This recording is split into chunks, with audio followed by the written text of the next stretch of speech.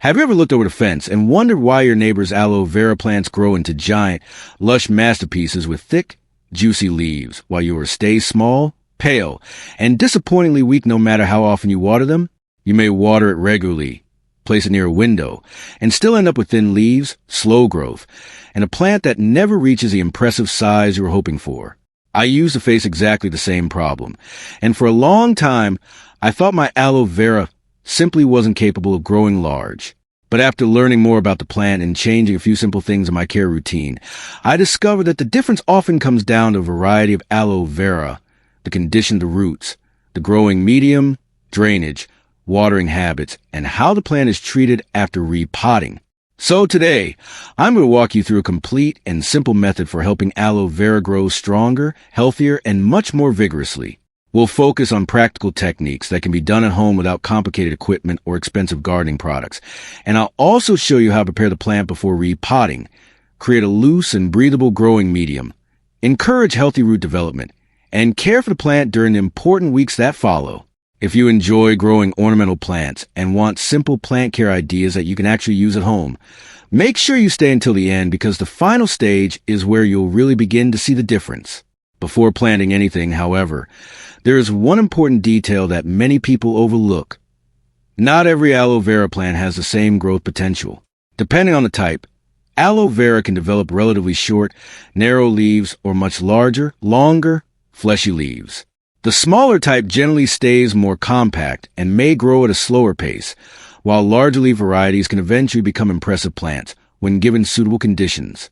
When these plants are young, it can be surprisingly difficult to tell them apart, because they may look almost identical. That's why one of the easiest ways to start with a vigorous large leaf plant is to obtain a healthy offset from a mature aloe vera that is already producing large leaves and multiple babies around its base. If you know someone who has a strong, healthy plant like that, you can ask whether they are willing to separate one of the offsets for you. Another option is to visit a reliable nursery and specifically ask for a large leaf aloe vera variety. Starting with a suitable plant gives you a much better foundation than trying to force a naturally small variety to become something it was never meant to be. Once you have your young aloe vera offset, don't rush to place it directly into a new pot. First, take a close look at the roots and the overall condition of the plant. Healthy roots are extremely important because they determine how effectively the plant can absorb water and nutrients after repotting. If you notice roots that are completely dry, soft, rotten, or visibly damaged, carefully remove those sections with clean scissors. The same principle applies to the foliage. Look for leaves that have severe damage, black or suspicious spots, crushed areas, or signs of disease, and remove unhealthy sections where necessary. This may make the plant look smaller at first, but removing damaged material gives the healthy parts a better chance to recover and reduces the amount of decaying tissue around the plant. Think of it as giving your aloe vera a clean beginning, instead of carrying old problems into its new pot. After trimming, rinse the plant gently with clean water. Wash away old soil, dust, and loose debris from the roots, while being careful not to handle the roots roughly. This also gives you a much clearer view of their condition, so you can make sure no obviously damaged sections have been overlooked. Once the plant has been cleaned, place it somewhere cool and well ventilated for a short time and allow excess water to drain naturally. Now comes an optional natural treatment that many home gardeners like to use when preparing plants after pruning: turmeric water.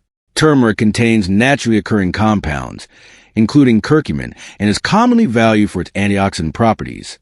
In this method, the goal is to use a mild turmeric solution as part of the plant cleaning and recovery process rather than relying on harsh chemicals. To prepare it, take approximately 1 liter of hot water and add around 1 tablespoon of turmeric powder. Stir the mixture thoroughly, then cover it and allow it to sit for several hours so the turmeric compounds can infuse into the water. After roughly 3 hours, once the mixture is cooled completely, strain it carefully. The goal is to remove the powder and keep the infused liquid, because large particles of turmeric are not necessary and can simply accumulate around the roots or in the growing medium. After straining, add another liter of clean water to dilute the mixture. This creates a gentler solution before it comes into contact with the freshly trimmed roots and plant base. Place the aloe vera into the diluted solution and allow the root area and lower portion of the plant to soak for approximately 15 to 20 minutes. Avoid treating this as a substitute for proper plant care. Instead, think of it as a simple preparation step before repotting. While the plant is soaking, you can also use a soft cloth or cotton pad lightly moistened with a solution to gently clean the surface of the leaves. Aloe vera leaves can collect dust over time, and keeping the foliage clean allows more light to reach the leaf surface. Clean leaves can therefore support more effective photosynthesis when the plant is placed in a suitable light environment. While your aloe vera is receiving this preparation, it is the perfect time to prepare its new growing medium. One of the biggest mistakes people make with aloe vera is treating it like an ordinary houseplant that needs heavy, moisture-holding soil. Aloe vera stores water inside its fleshy leaves, so its roots generally benefit from a growing medium that drains well and contains plenty of air spaces. For this method, prepare a mixture containing approximately 30% potting soil, 40% coconut coir, and 30% perlite.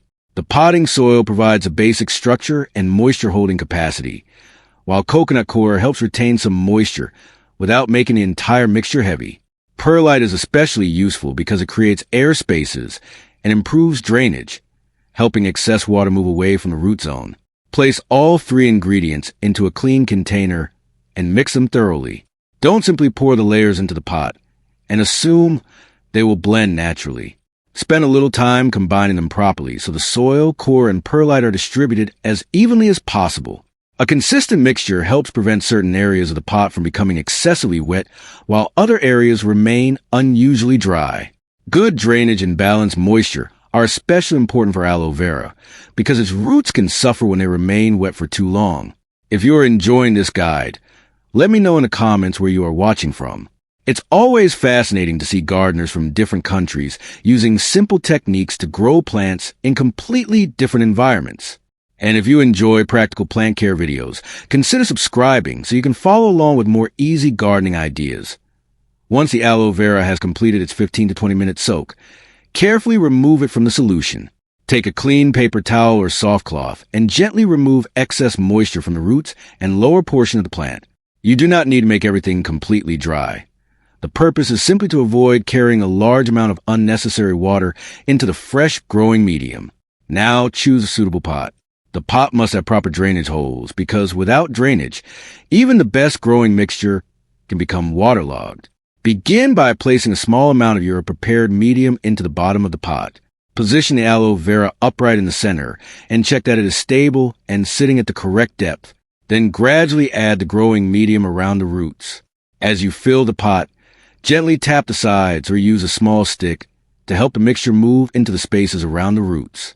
Avoid pressing the soil down aggressively because compacted soil removes the air spaces that aloe vera roots need. Instead, allow the mixture to settle naturally while making sure the plant remains upright. Continue adding the medium until the roots are covered and the plant has enough support to stand firmly. Once repotting is finished, resist the temptation to immediately drown the plant in water.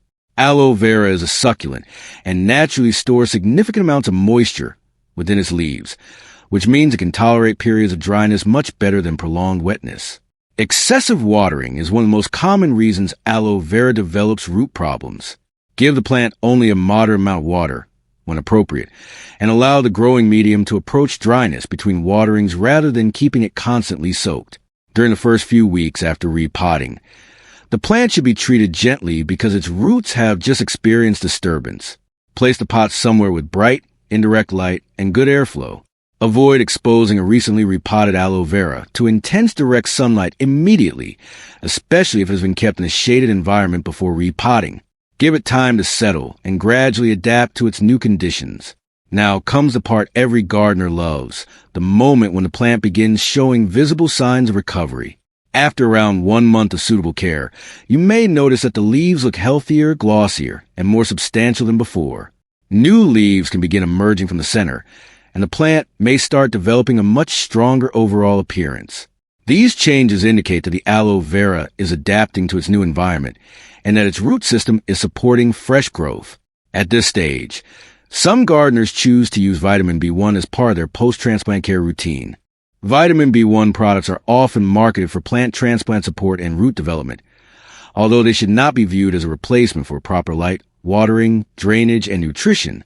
If you decide to use it, prepare approximately 500 milliliters of clean water and dissolve 1 vitamin B1 tablet according to the product's intended use. Stir until it has dissolved completely. Then apply the solution around the base of the aloe vera so it reaches the root zone. Rather than applying large amounts, use it sparingly and follow the product instructions, especially if the tablet is designed for human use, because formulations and concentrations can vary. During the growing season, some gardeners repeat this type of treatment every few weeks, but the plant's overall condition should always guide your care routine.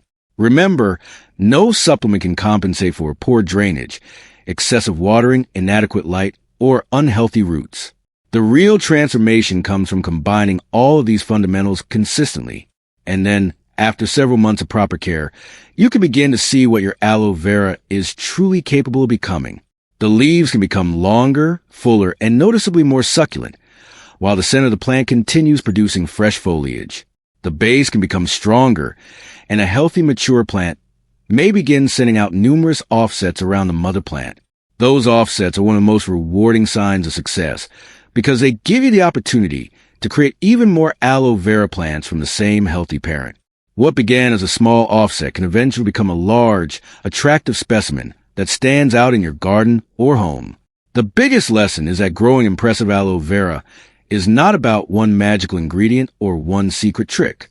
It is about starting with a suitable variety, checking and cleaning the roots, removing unhealthy growth, providing a breathable and well-draining medium, repotting carefully, controlling water, giving the plant appropriate light, and allowing enough time to establish itself. When these basics are done correctly and consistently, the plant has the opportunity to direct its energy towards strong roots, healthy leaves, and new growth instead of constantly fighting stress. So if your aloe vera currently looks small or weak, don't give up on it. Take a closer look at the roots, reconsider the pot and growing medium, examine your watering habits, and give the plant the conditions it actually needs. Sometimes the difference between a struggling plant and a beautiful, thriving one is not more attention. It is simply better attention. If you found this aloe vera growing method useful, share your experience in the comments. Tell me how large your aloe vera has become, what growing conditions you use, and whether your plant produces lots of offsets. Your experience could help another gardener solve the same problem. And if you enjoyed this guide, don't forget to like the video, subscribe to the channel, and stay connected for more simple, practical, and beginner-friendly plant care ideas. With patience, consistency, and the right growing conditions, that small aloe vera sitting in your pot today could eventually become the big, thick-leaf plant you once thought was impossible to grow.